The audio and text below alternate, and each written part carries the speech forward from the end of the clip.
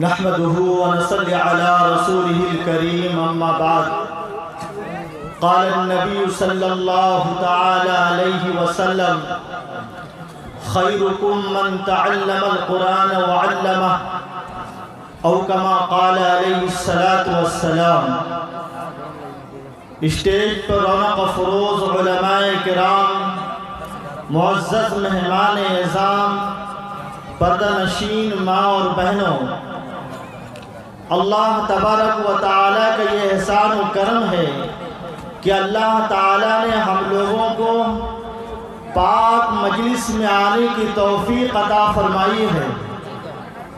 میرے بھائیوں بزرگوں، میں آپ کو بتاتا چلوں کہ آج کا یہ پروگرام کتنا اہم پروگرام ہے، ہم اور آپ نہیں سمجھ رہے ہیں۔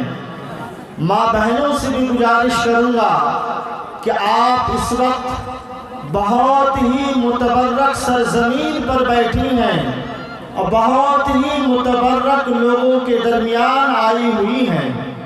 ہمارے کرم فرما فخر القرہ حضرت قاری مجیب اللہ صاحب عرفانی حفظہ اللہ حضرت کے سائے کو دراز فرمائے، ہمارے درمیان جلوہ فروز ہیں۔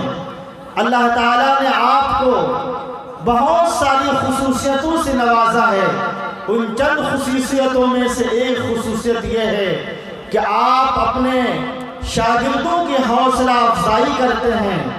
آپ استاد الاساتذہ ہیں اور آپ مستقل مزاجی کے ساتھ یہاں تشریف فرما ہیں۔ شہر کانپور سے حضرت کے ساتھ میرا آنا ہوا اور پورے سفر اطمینان و سکون اور محبت کے ساتھ ہمارے اس جلسے میں تشریف لائے۔ اللہ حضرت آنے کو قبول فرمائے، بار بار آنے کی توفیق عطا فرمائے۔ اسی طریقے سے معزز و محترم حضرت مولانا حبیب اللہ مدنی صاحب حفظہ اللہ مشغولیت کے باوجود ہماری اس حقیر سی دعوت پر تشریف لا چکے ہیں۔ آپ بہت ہی معزز خاندان سے ہیں، آپ بہت ہی مکرم خاندان سے ہیں، آپ سید ہیں۔ آپ کا نسب نامہ جناب نبی کریم محمد رسول اللہ صلی اللہ علیہ وسلم سے ملتا ہے۔ مبارک ہو میرے بھائیو بزرگوں، ایسے لوگوں کی آمد ہمارے پاس ہو چکی ہے، صرف ہمیں انہیں قدر کرنی ہے، ان کی قدر کرنی ہے، ان کی ایک نگاہیں ہمیں بہت بلند مقام عطا کرتی ہے، ہم ان کی قدر کر لیں، انشاءاللہ ہماری دنیا بھی کامیاب ہو جائے گی، آخرت بھی کامیاب ہو جائے گی۔ میرے بھائیو بزرگوں، یہ مدارس اسلامیہ جو جگہ جگہ قائم ہیں، یہ وقت کی اہم ضرورت ہے۔ یہ زمانہ قدیم سے چلا آ رہا ہے، لیکن حالات دن بدن خراب ہوتے جا رہا ہے۔ مسلمان ان تمام شاعر کو، ان تمام اخلاق کو جن کے ختم کرنے کے لیے اللہ کے نبی صلی اللہ علیہ وسلم نے دنیا میں مبعوث کیے گئے، اللہ نے آپ کو بھیجا۔ مسلمان ان تمام شاعر کو اپنا رہا ہے۔ آج نمازیں پڑھنے والے، روزے رکھنے والے، حج کرنے والے کو دقیانوسی کہا جاتا ہے، نگاہوں گھٹیا نگاہوں سے دیکھا جاتا ہے۔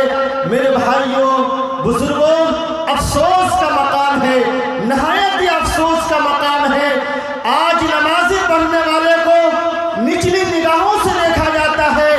میرے بھائیوں بزرگوں، افسوس ان لوگوں پہ نہیں ہے، افسوس تو ان لوگوں پر بھی ہے جو اپنے آپ کو پکا مسلمان کہتے ہیں، اپنے آپ کو جانشین نبی کہتے ہیں، اپنے آپ کو غلامان مصطفیٰ کہتے ہیں، لیکن جب کسی فتنے کا جھونکا آ جاتا ہے، جب کوئی مصیبتیں آ جاتی ہے، جب کوئی پریشانی آ جاتی ہے تو شک و شبہات میں مبتلا ہو جاتے ہیں، کہتے ہیں کہ ہم مسلمان کیوں پیدا ہو گئے، مسلم گھرانوں میں کیسے پیدا ہو گئے، مسلمانوں کے ساتھ ہمیں کیوں جانا جاتا ہے، نعوذ باللہ من ذالک۔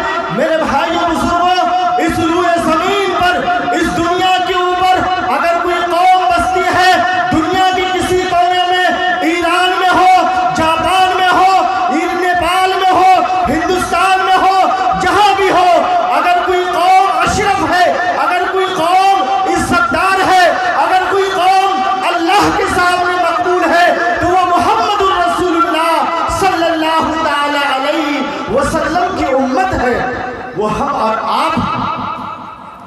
میرے بھائی بزرگوں، میری بہنوں، آپ نے جو نقاب لگا رکھا ہے، یہ نقاب آپ کے لیے عزت ہے۔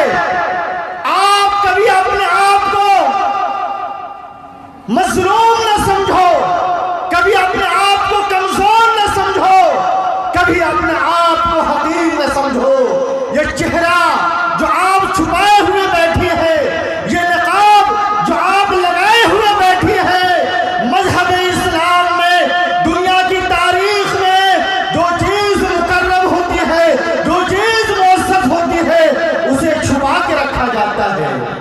قرآن دنیا کی سب سے بڑی کتاب، اللہ نے دنیا کے اندر انسانوں کی ہدایت کے لیے قرآن کو نازل کیا، کتابیں نازل کی، انسان کو بنایا، انسان کا جسم مٹی سے بنایا، مٹی سے بنانے کے بعد اللہ تعالیٰ نے انسان کو اپنے ہاتھوں سے بنایا، اور اپنے ہاتھوں سے بنانے کے بعد اس میں روح پھونک دی۔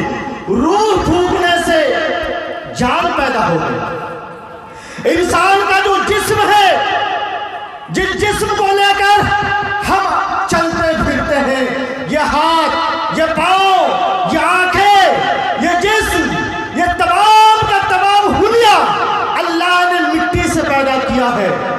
چنانچہ اللہ تعالیٰ نے جسم کی نشو و نما کے لیے، جسم کی ترقی کے لیے، جسم کے بڑھنے کے لیے تمام چیزوں کو زمین سے پیدا کیا ہے۔ زمین سے اناج، زمین سے بھی ہیرے، زمین سے بھی زیورات، زمین سے بھی کھانے کی چیزیں، یا پہننے کی چیزیں، تمام کی تمام چیزیں زمین سے پیدا ہوتی ہیں۔ لیکن اللہ نے جسم بنانے کے بعد اپنے ہاتھوں سے آدم علیہ السلام کو بنانے کے بعد جو روح ڈالی، وہ روح عالم بالا سے آئی، ساتویں آسمان سے وہ روح آئی۔ چنانچہ روح کی اصلاح کے لیے، روح کی ترقی کے لیے اللہ نے جو انتظام کیا ہے، آسمان سے کیا ہے۔ قرآنوں کو نازل فرما کر، کتابوں کو نازل فرما کر، انبیاءوں کو بھیج کر اللہ نے اس دنیا کے اندر روح کی تقویت کا سامان فراہم کیا ہے۔ میں کہہ رہا تھا ماں اور بہنوں، قرآن یہ کتاب دنیا کے اندر سب سے مکرم کتاب ہے، سب سے معزز کتاب ہے۔ اس کا ایک ایک حرف سچا اور صادق ہے۔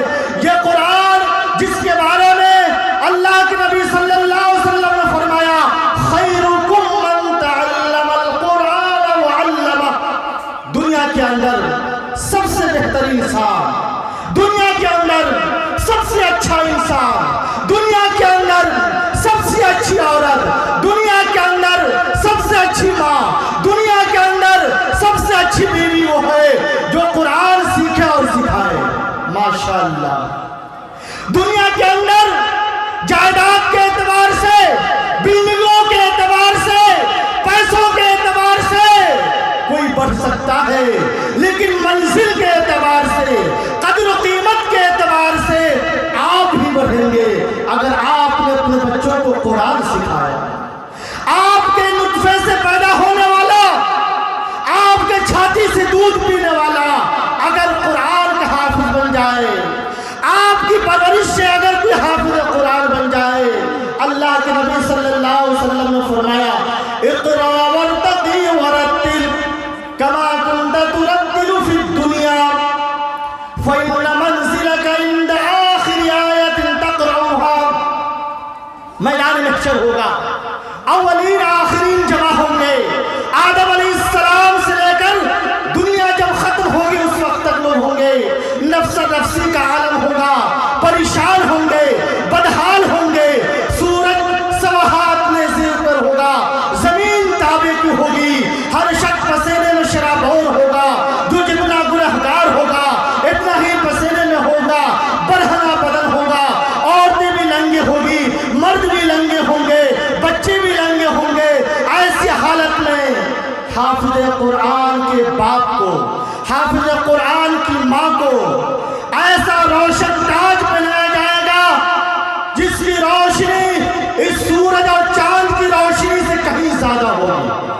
لوگ کہیں گے یا اللہ یہ جماعت انبیاءوں کی جماعت ہے، یہ جماعت نبیوں کی جماعت ہے، یہ جماعت ولیوں کی جماعت ہے، جس کے سر پر ایسا روشن تاج ہے، جس کی چمک سے پورا میدان محشر منور ہے۔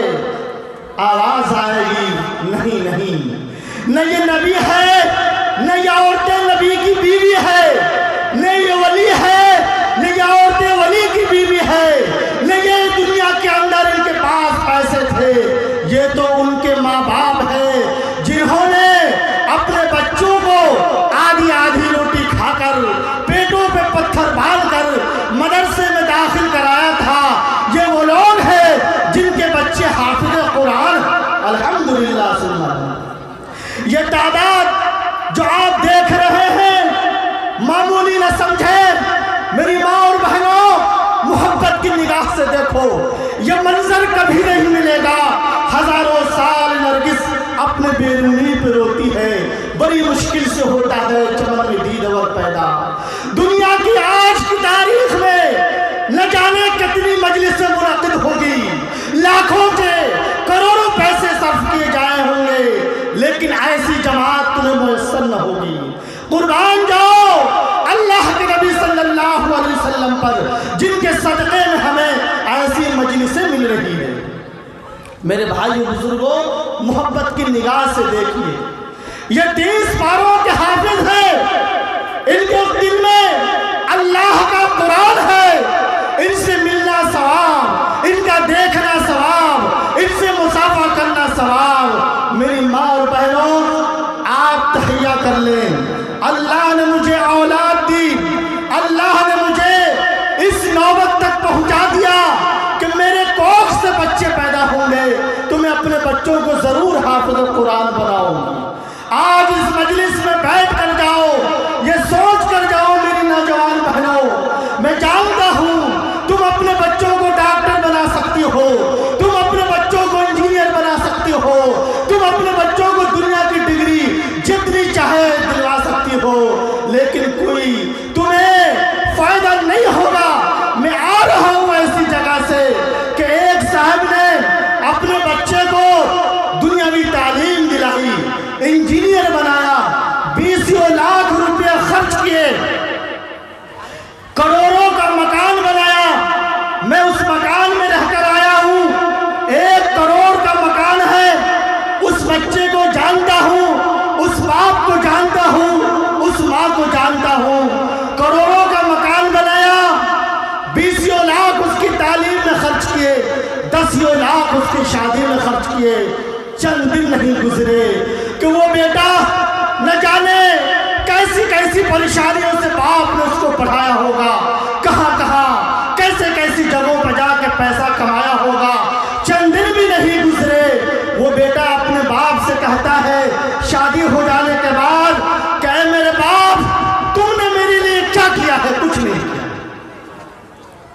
میرے بھائی بزرگوں آپ سینے پہ ہاتھ رکھ کے بتاؤ، کیا کوئی مدرسے کا فاضل، کیا قرآن کا حافظ اپنے باپ کو ایسے کہہ سکتا ہے؟ نہیں کہہ سکتا، نہیں کہہ سکتا۔ کیوں؟ یہ وارث انبیاء ہے، اس کے دل میں اللہ کا قرآن ہے، اس کے دل میں اللہ کا معزز کتاب ہے۔ میرے بھائی اور بہنوں بہت ہی معزز ہے وہ لوگ جن کے بچے حافظ قرآن بنے ہیں۔ ہم مبارکباد دیتے ہیں انہیں کہ اللہ تعالیٰ آپ کو اس دنیا کے اندر بھی آخرت کے اندر بھی سرخرو رکھے۔ میرے بھائیو بزرگوں میں آپ کے سامنے چند بات کہنے کے لیے آیا تھا، کیونکہ ہمارے پاس بہت ہی معزز مہمان ہیں، مہمانوں کی تعداد زیادہ ہے اور وقت کم ہے، اس لیے بہت ہی کم وقتوں کے لیے آیا تھا، لیکن 2 باتیں اور عرض کر دوں۔ میری ماں اور بہنوں لکھا ہے کتابوں میں کہ جہاں دستار فضیلت ہو وہاں دعائیں ہوتی ہے اور اللہ دعاؤں کو قبول کرتا ہے۔ آپ میں سے کوئی نہ ماں بہنوں نہ ہمارے بھائی جب تک دعا نہ ہو جائے اس وقت دعاؤں کی قبولیت کا وقت ہے. یہ محفل بار بار نہیں سجے گی. آپ بہت ہی مبارک محفل کے اندر ہیں، اس لیے دعاؤں سے پہلے نہ جائیں. اور دعا کے اصول بتائے گئے ہیں، طریقے بتائے گئے ہیں. لکھا ہے بخاری شریف میں کہ 3 آدمی سفر کر رہے تھے اور سفر کرتے کرتے بہت دور چلے گئے. اتنی دور چلے گئے کہ جب وہاں سے واپسی ہو رہی تھی بارش شروع ہو گئی. جب بارش شروع ہوئی تو پہاڑ کھائی کا علاقہ تھا. وہ تینوں آدمی پہاڑ کے کھو میں داخل ہو گئے. جیسے ہی وہ تینوں پہاڑ کے کھو میں داخل ہوتے ہیں، بارش ہونے کی وجہ سے پہاڑ کا ایک چٹان اس کی منہ پر آ کر کے کھڑا ہو گیا. اب وہ تینوں آدمی اندر، نہ باہر کی آواز اندر پہنچے نہ اندر کی آواز باہر پہنچے. بہت پریشان، یہاں تک کہ روشنی بھی نہیں جا رہی تھی. بہت پریشان. لوگوں نے کہا کہ میرے بھائی اور بزرگوں، مصیبت جب آتی ہے، پریشانی جب آتی ہے تو کوئی سننے والا نہیں ہوتا، نہ دنیا کے اندر نہ میدان محشر میں. اگر کوئی ذات ہے مصیبت کو دور کرنے والی، کوئی ذات ہے مصیبت کو ختم کرنے والی، وہ صرف ایک اللہ ہے. مزاروں میں جانے سے، کسی اولیاء اللہ کے قبر پر چادر چڑھانے سے، کسی بزرگ کے پاس جا کر اپنا سر رگڑنے سے کوئی مصیبت ختم نہیں ہوتی. مصیبت اللہ کی طرف سے ختم ہوتی ہے. جب چاہے گا، جیسے چاہے گا، جس دن چاہے گا، جو چاہے گا وہ ہو کر رہے گا. تینوں نے کہا کہ بھائی ایک ہی دربار ہے، اس دربار کے علاوہ کوئی دربار نہیں، اس داتا کے علاوہ کوئی داتا نہیں. چلو ہم سب مل کر اللہ سے دعا کرتے ہیں اور اپنی نیکی کا وسیلہ دیتے ہیں. ہم میں سے ہر شخص اپنی نیکی کا وسیلہ دے.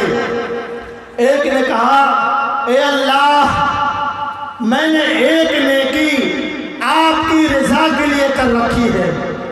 دنیا کے اندر میں نے نمازیں پڑھی، روزہ رکھا، زکاتیں دی، خیرات کے کام کیے، غریبوں کی مدد کی، لیکن مجھے کوئی امید نہیں ہے. لیکن ایک نیکی میں نے کی ہے، وہ آپ کی رضا کے لیے کی ہے. وہ یہ ہے اے اللہ، میں اپنے بچوں کو، ماں باپ کو بکری کے دودھ سے پرورش کرتا تھا. آج ہمارے یہاں منجی دھان کی کھیتیاں ہوتی ہیں، اسی کھیتی سے لوگوں کے گھر چلتے ہیں. فیکٹریاں ہیں، فیکٹریوں سے بہت سے گھر چلتے ہیں. لیکن وہ آدمی جو تھا، جو غار کے اندر چھپا ہوا تھا، وہ اپنے بچوں کو اور اپنی ماں کو بکری کے دودھ سے پرورش کرتا تھا. اور ایک روز بکری چراتے چراتے بہت دور چلا گیا. اتنی دور چلا گیا کہ جب وہاں سے واپس آیا تو بچے جاگ رہے تھے لیکن ماں سو گئی تھی.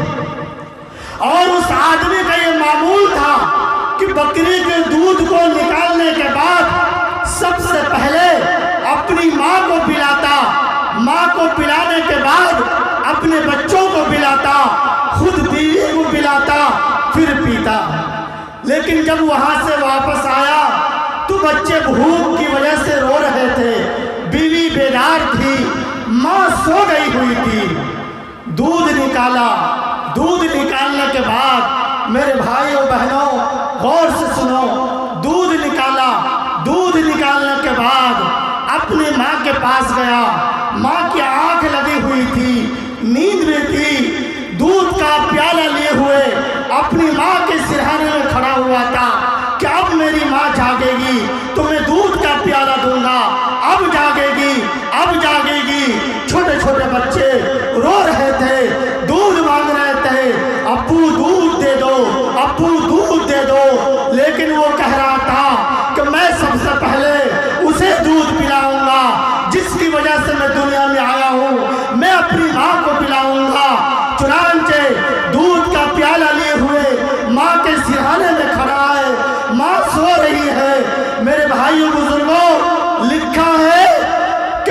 سوتی رہی، اسی درمیان اللہ اکبر فجر کی اذان ہو گئی۔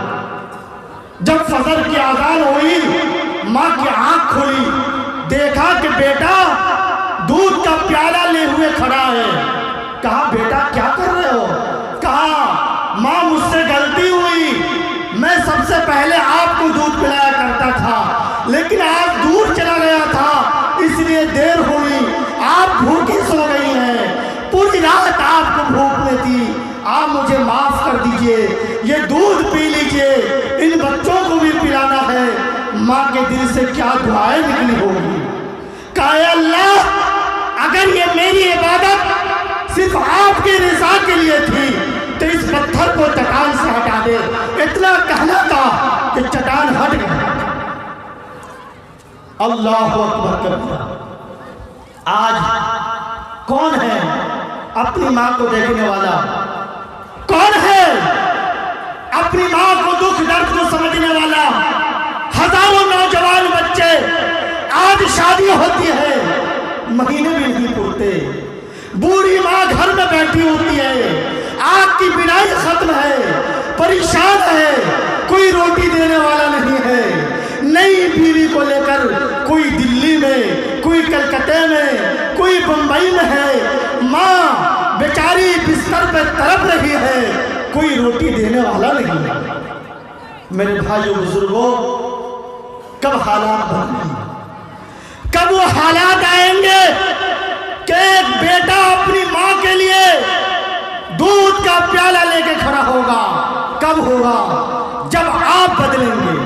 میری ماں اور بہنوں، وہ بھی ماں تھی جس کے پیٹ سے ایسا ولی پیدا ہوا۔ آپ بھی ماں ہیں، آپ بھی ماں ہیں۔ اگر ہمت کر لیں، اگر ہمت کر لیں کہ میں اپنے بچوں کو صحیح کھلاؤں گی، صحیح پرورش کروں گی، آپ کے پیٹ سے بھی ایسے ہی بچہ پیدا ہوگا۔ حضرت قاری صدیق صاحب نور اللہ مرقدہ متفق علیہ بزرگ گزرے ہیں۔ حضرت قاری صاحب کے منظور نظر ہمارے درمیان قاری مجیب اللہ صاحب عرفانی دامت برکاتہم تشریف فرما ہے۔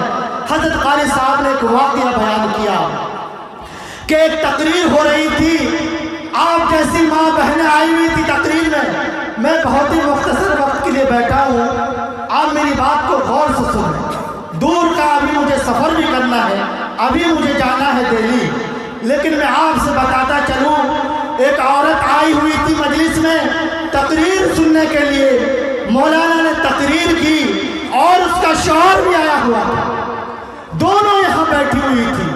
مولانا نے تقریر کی کہ جب پیٹ میں بچہ جنم لے لے، یعنی پہلا مہینہ شروع ہو جائے، تو پہلے مہینے سے لے کر 9ویں مہینے تک اگر ماں باپ صحیح رہے، کوئی غلط کام نہ کرے، چوری نہ کرے، جھوٹ نہ بولے، چغلخوری نہ کرے، دشمنی نہ کرے، اپنی سہیلیوں کے ساتھ، پڑوسیوں کے ساتھ برائی کا معاملہ نہ کرے، تو اللہ تعالیٰ جو اولاد دے گا اس اولاد کے اندر شرافت ہوگی، اس اولاد کے اندر رحم دلی ہوگی، اس اولاد کے اندر ماں باپ کے خدمت کا جذبہ پیدا ہوگا۔ کس نے سنا؟ ایک بیوی نے سنا، ایک شوہر نے سنا۔ جلسہ ختم ہوا، دونوں گھر گئے اور اپنے بیوی سے کہا، بیوی میری جان من، میرا تمہارا ایک ساتھ اللہ نے کر دیا، ہم دونوں نکاح میں ہیں، ہماری ہر چیز تمہارے لیے حلال، تمہاری ہر چیز ہمارے لیے حلال، جنت میں بھی تو میری بیوی رہے گی، ایک بات پر عمل کر لیں۔ بہت سے جلسوں میں گئے، بہت سے مولانوں کی تقریر سنی، لیکن ایک بات پر عمل کر لیں۔ کہا دونوں میاں بیوی نے کہ ضرور عمل کریں گے۔ کہا شوہر نے اپنی بیوی سے کہ بیگم شریک حیات ایک تقریر سے سن لو، وہ یہ ہے کہ اب تک اللہ نے کوئی اولاد نہیں دی ہے، نہ بیٹا ہے نہ بیٹی ہے، گود آباد نہیں ہے۔ اللہ سے ہم دعا کریں کہ اللہ کوئی نیک اولاد مجھے دے دے۔ اے میری بہن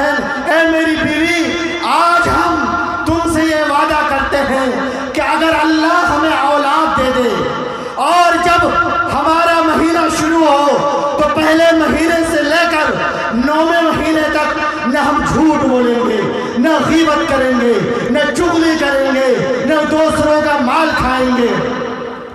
بند کمرے میں کوئی نہیں دیکھ رہا ہے، صرف شوہر ہے، بیوی ہے، خدا ہے، تیسرا کوئی نہیں ہے۔ یہ معاہدہ باہر نہیں ہے، مجلس میں نہیں ہے، ایک پاک خاتون ایک پاک مرد کے درمیان بند کمرے میں ہے۔ معاہدہ کیا، اللہ نے ایک نور جیسا بچہ دیا جسے بیٹا ہم کہتے ہیں۔ اللہ نے ایک بیٹی کی پرورش اس کے پیٹ میں ڈالی۔ اب جب پہلا مہینہ شروع ہوا دونوں نے اتحاد کر لیا کہ دیکھو 9 مہینے تک نہ ہم جھوٹ بولیں گے، نہ غیبت کریں گے، نہ چغلی کریں گے۔ صبح ہوتی شام ہوتی عمر یوں ہی تمام ہوتی۔ گزرتے گئے پہلا بھی، دوسرا بھی، تیسرا بھی، چوتھا بھی، پانچواں بھی۔ چھٹے مہینے میں بیوی اپنے میکے گئی اور دوران حمل عورتوں کو کھٹا کھانے کا دل کے اندر دائیا پیدا ہوتا ہے۔ چنانچہ عورت اپنے میکہ گئی اور جب چھت پر چڑھی تو بازو والے چھت کا ایک درخت تھا اور اس درخت کا کچھ بیر کا پتا، کچھ بیر کی ڈلی اس چھت پر آئی ہوئی تھی۔ اس عورت نے اس کی اجازت کے بغیر ایک پھل اٹھا کر کے کھا لیا۔ یہ پھل کھاتے ہوئے نہ شوہر نے دیکھا، نہ ماں نے دیکھا، نہ باپ نے دیکھا، نہ محلے والے نے دیکھا، نہ اس بیر والے نے دیکھا، صرف خدا دیکھا، کوئی نہیں دیکھا۔ اللہ کا کرشمہ دیکھیے، بچہ پیدا ہوا۔ جب بچہ پیدا ہوا بہت خوبصورت، حسین و جمیل، بہت اچھا، بہت پیارا، دونوں مل کے کھلاتے تھے، دونوں مل کے کھلاتے تھے۔ دنیا کے اندر سب سے بڑی نعمت اگر کوئی ہے، ایمان کے بعد صحت، صحت کے بعد اولاد جیسی نعمت۔ اولاد کے علاوہ دنیا کے اندر سب کچھ ہو جائے لیکن اولاد نہ ہو وہ دنیا پھیکی رہتی ہے۔ میری ماں بہنوں، بچہ اس لائق ہوا کہ باپ اپنے بچے کو لے کر بازار جا رہا تھا۔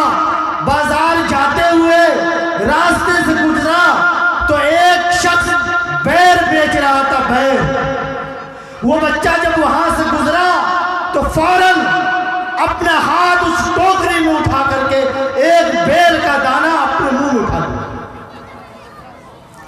باپ 9 مہینہ تک باہر بھی اندر بھی مہمانوں کے ساتھ رہتے ہوئے مزدوری کے عالم میں بھی نہ کبھی جھوٹ بولا تھا، نہ بھی کسی کا مال کھایا تھا، نہ چوری کی تھی۔ جب اس نے اپنے بیٹے کو یہ دیکھا کہ بغیر اجازت کے ایک ٹوکری سے ایک بیر اٹھا کے کھا رہا ہے، فوراً سر میں درد ہوا۔ بچے کو اٹھایا، گھر گیا اور کہا، اے میری جان من، تو نے جو مجھے تکلیف دی ہے، تو نے میرے وعدے کو ٹھوس پہنچایا ہے۔ میں 9 مہینے تک بچا رہا، تو نہیں بچی ہے۔ اگر تو بچتی تو آج میرا بیٹا بغیر اجازت کے کسی دوسرے کا سامان نہیں کھاتا۔ عورت سہم گئی، ڈر گئی کہ مجھ سے غلطی ہوئی، مجھ سے غلطی ہوئی۔ میرے بھائیوں بزرگوں، میری ماں اور بہنوں، ایک وہ عورت تھی جس کے پیٹ میں ایسا شریف بچہ پیدا ہوتا تھا۔ آج بچہ پیدا ہوتا ہے تو گانا گاتے ہوئے پیدا ہوتا ہے۔ کیوں؟ معاف کرنا، ہمارے پاس ایسا کیس آئے، اسی بستر پہ بیٹھ کر اسی شوہر کے موبائل سے 35 ہزار، 40 ہزار کا موبائل ایک ملازمت کر کے باہر ملکوں میں جا کر کے نہ جانے کیسے کماتا ہے۔ بمبئی میں، دلی میں، سعودی میں پیسوں کے درخت نہیں ہے۔ میری ماں بہنوں، تمہارا بیٹا، تمہارا شوہر محنت کرتا ہے، سر کے پسینے پاؤں سے گرتے ہیں، والا ہو جاتا ہے، وہ پیسہ بھیجتا ہے، تب تم جا کر کے اپنی زندگی خوشی سے گزارتی ہو۔ میرے پاس ایسے حالات ہیں کہ شوہر کے موبائل سے شوہر کے بستر پر بیٹھ کر غیروں سے بات کرتی ہے۔ اب اس گھر میں اگر بچہ پیدا ہوگا تو کیا ولی پیدا ہوگا یا شریر پیدا ہوگا؟ میں نے آپ سے کہا تھا اگر ہم چاہتے ہیں کہ ہمارا ماحول بدلے، ہم چاہتے ہیں کہ ہماری یہاں عزت آئے، ہم چاہتے ہیں کہ ہمارے گھروں میں دینداری آئے، تو سب سے پہلے ہماری بچیوں کو بدلنا ہوگا، ہماری ماں کو بدلنا ہوگا۔ مائیں بدل جائیں گی، مائیں سدھر جائیں گی تو مدرسے آباد ہوں گے، مسجدیں آباد ہوں گی، یہ علماء پیدا ہوں گے، صلحاء پیدا ہوں گے، اکابرین پیدا ہوں گے۔ اس لیے میری ماں اور بہنوں، آپ کو بہت ہی ضرورت ہے آپ کو کہ اپنی زندگی کے اندر تبدیلی پیدا کر دے۔ اس موبائل نے ہزاروں گھروں کو تباہ کر دیا۔ میں آپ کو بتاتا، میرے پاس فون آتے ہیں، گھر اجڑ گیا، گھر برباد ہو گیا۔ موبائل پر ایسی تنظیمیں دنیا کے اندر آباد ہے، وہ فون کرتی ہے، مسلم بہن کا نمبر دیکھ کر میٹھی میٹھی باتیں کرتی ہے۔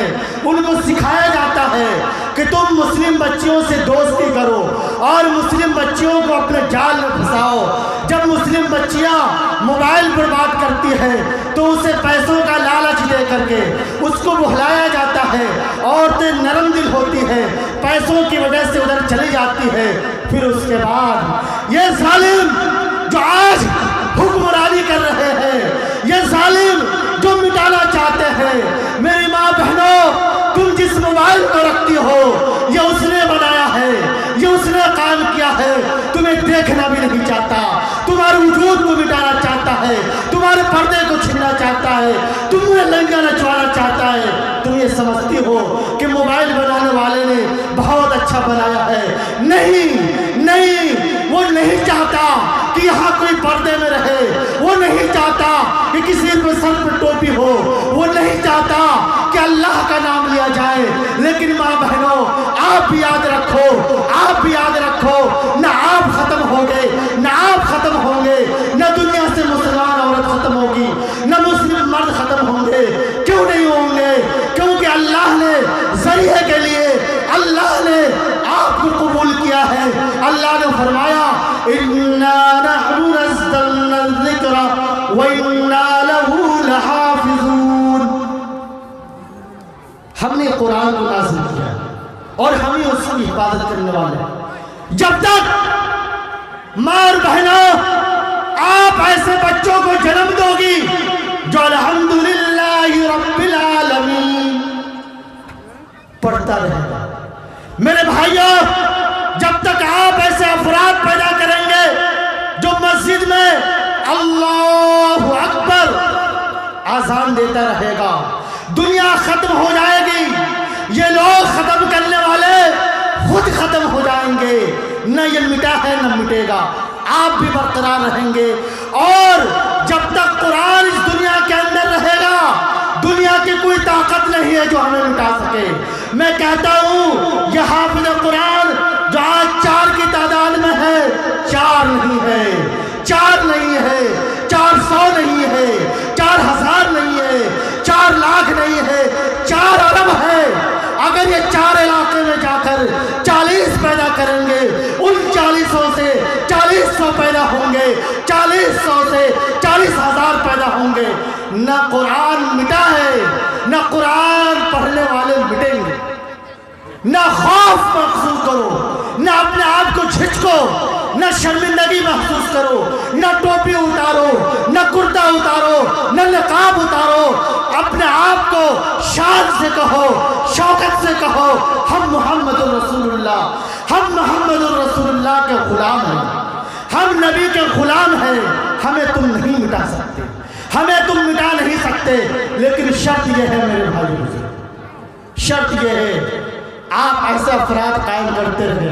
اسٹیج پر ذمہ دار حضرات بیٹھے ہیں، میں آپ سے ادباً گزارش کروں گا، ماں بہنیں یہاں بیٹھی ہیں، ادباً گزارش کروں گا یقیناً یہ گاؤں ہے، یقیناً آپ کے گاؤں میں کئی خاندان آباد ہوں گے، آپ کے گاؤں میں بہت سے لوگ ہوں گے، پڑوسی کا معاملہ ہوگا، زمین کا معاملہ ہوگا، بھائی بھائی کا معاملہ ہوگا، سیاست کا معاملہ ہوگا، آپ ایک پارٹی میں ہوں گے، دوسرا دوسری پارٹی میں ہوگا، عورتیں مختلف ہوں گی، لیکن میری ماں بہنوں، میرے بھائیوں، تلسی ہٹا والوں، سن لو، میں جو کہتا ہوں سن لو، اختلاف اپنی جگہ، سیاست اپنی جگہ، بھائی چارگی اپنی جگہ، لیکن مدرسہ کو بند نہ ہونے دینا، مدرسہ کو بند نہ ہونے دینا۔ یہ اللہ نے آپ کے اوپر بہت بڑی نعمت کی ہے، رضا الکریم کی شکل میں۔ اسٹیج پر ہے رضا الکریم، رضا الکریم کہیں وہ آ گئے۔ اللہ نے آپ کو بہت بڑی نعمت دی۔ یہ بچہ قاری مجیب اللہ الفاری صاحب حافظہ اللہ، اللہ حضرت کے سائے کو دراز فرمائے۔ حضرت نے بڑی محنت و مشقت سے اسے تیار کیا، بڑی محنت و مشقت سے حضرت نے انہیں پڑھایا ہے۔ آپ کو معلوم ہے یہ زبان بنگلہ زبان ہے، یہاں کے لوگ بنگلہ بولتے ہیں۔ ان بچوں کی زبان سے قرآن کا صحیح تلفظ ہو جانا یہ معجزے کے طور پر حضرت قاری صاحب دامت برکاتہ یہاں تشریف فرما ہے، بڑی جستجو سے، بڑی محبت سے اسے پڑھایا، اور پڑھانے کے بعد اللہ تعالیٰ نے اس لائق بنایا کہ آج آپ کے سامنے یہ بچہ موجود ہے۔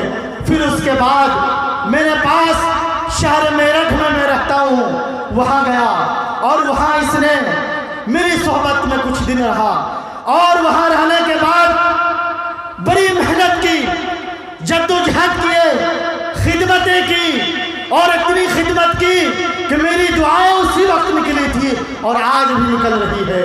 مجھے یہاں میری طبیعت 1 مہینہ پہلے بہت زیادہ خراب تھی، 2 ہاسپٹلوں میں تھا،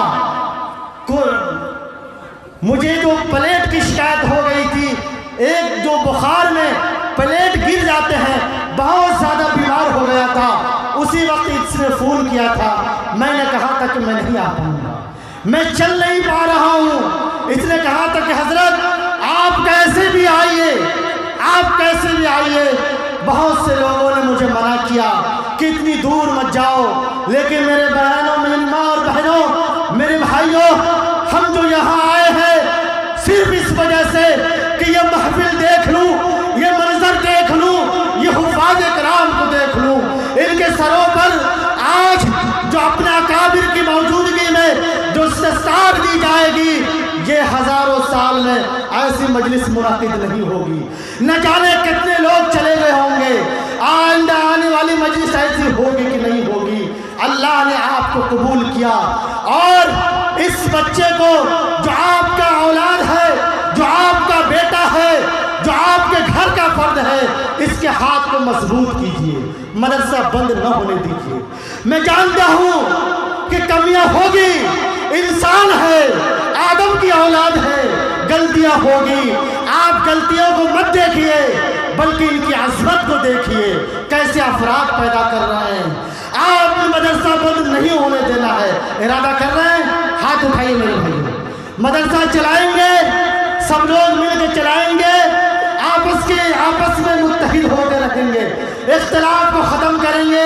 ماں اور بہنوں، دعا دو رضا الکریم کو بھی اور ان سب کو بھی، اور ہمارے شعراء کرام جو یہاں تشریف فرما ہے ان کو بھی دعائیں دو۔ اللہ تعالی ہماری اس مجلس کو قبول فرمائے، اور یہ جو ہماری نسلیں جو حافظ قرآن بن رہی ہے، اس سے قرآن کی خدمت لے، جگہ جگہ جا کے یہ قرآن پڑھے، اور دعا میں ضرور شریک ہونا ہے۔ ہمارے درمیان بہت سے علماء کرام بیٹھے ہیں، لیکن جو میں نے حدیث پڑھی تھی وہ ختم کر کے میں اپنی جگہ لیتا ہوں کہ 3 آدمی جا رہے تھے۔ پہلا آدمی تو وہ تھا جس نے اپنی ماں کو اللہ کی رضا کے لیے دودھ پلایا، اور دوسرا آدمی وہ تھا جس نے اللہ کی رضا کے لیے ایک عمل کیا۔ وہ عمل کیا تھا؟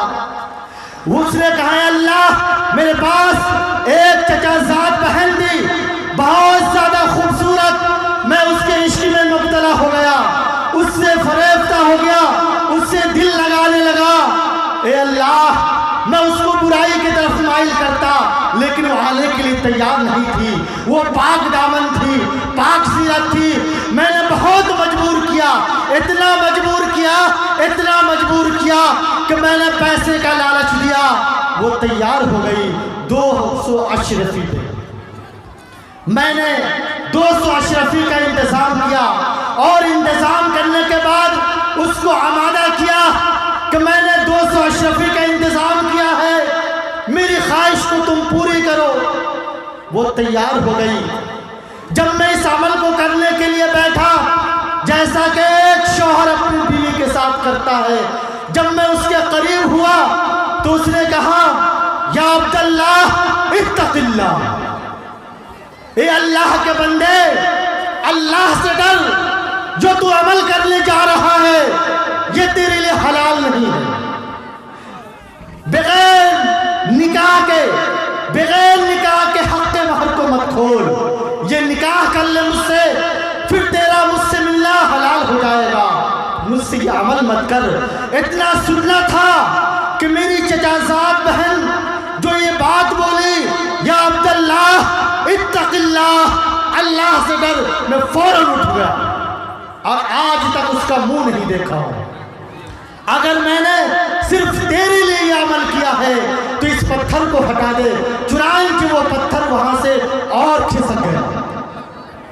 اب اس کے بعد تیسرے سے کہا کہ بھائی تم بھی دعا کرو، تم نے کون سی نیکی کی ہے؟ اس نے کہا یا اللہ میرے پاس ایک غلام رہتا تھا جو مزدوری کیا کرتا تھا، میں شام میں اس کو مزدوری دیا کرتا تھا، شام میں جب مزدوری دیا کرتا تو مزدوری لے کے گھر جایا کرتا تھا۔ ایک روز ایسا ہوا کہ جب میں مزدوری دینے کے لیے گیا اس سے پہلے وہ چلا گیا، میرے اور ان کے درمیان انبن ہو گئی۔ جب وہ چلا گیا میں نے اس کی مزدوری رکھی، 1 سال 2 سال چند سالوں تک رکھا میں اس کو۔ چند سالوں کے رکھنے کے بعد میں نے اس کی مزدوری سے تجارت شروع کی، بہت سے جانور پیدا ہوئے، بہت سے بیل، بہت سے بکریاں، بہت سے بھینس پیدا ہوئے۔ ایک روز آیا اور کہنے لگا اے مالک میری مزدوری دے دو، میری مزدوری دے دو۔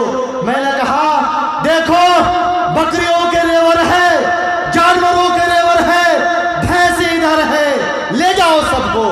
کہا مالک مذاق مت کیجئے، میری مزدوری جو ہے دھان 6 رطل دھان جو ہے وہ دھان دے دیجیے۔